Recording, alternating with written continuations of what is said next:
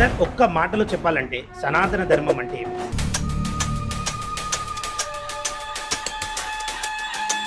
సనాతన ధర్మం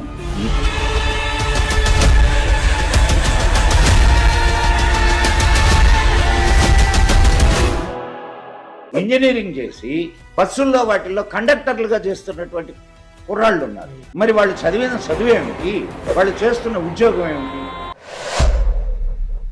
ఏ గ్రహం మన మీద ఎటువంటి ఎఫెక్ట్ని చూపిస్తుంది, ఏ ప్రదేశం మన మీద ఎటువంటి ఎఫెక్ట్ని చూపిస్తుంది, ఆ ప్రదేశంలో నిలబడితే కొన్ని వైబ్రేషన్స్ నిన్ను ఎలా రిసీవ్ చేస్తాయి, నీ బాడీ ఎట్లా రిసీవ్ చేసుకుంటుంది, ఇవన్నీ ఐడెంటిఫై చేసి వాటికి క్షేత్ర రూపాలని ఇచ్చారు.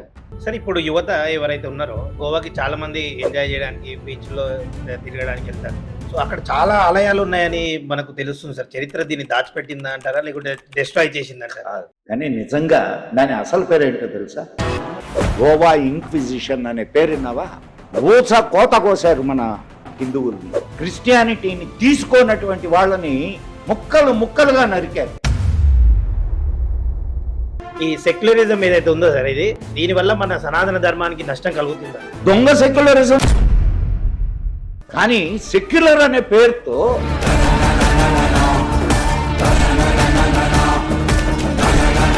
సో అట్లాంటి వాళ్లకు నువ్వు సెక్యులరిజం గురించి నేర్పిస్తావా? ఈరోజు బెంగాల్ తీసుకుంటే బెంగాల్లో 80 లక్షల ఓట్లు దొంగ ఓట్లు ఎక్కడి నుంచి వచ్చినాయి?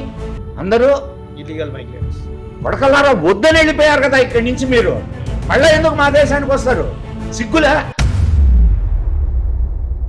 ఆమె దాంట్లో ఆ పుస్తకంలో ఏం రాసింది అంటే, గాంధీ చనిపోయినప్పుడు మా అమ్మతో 4 గంటలు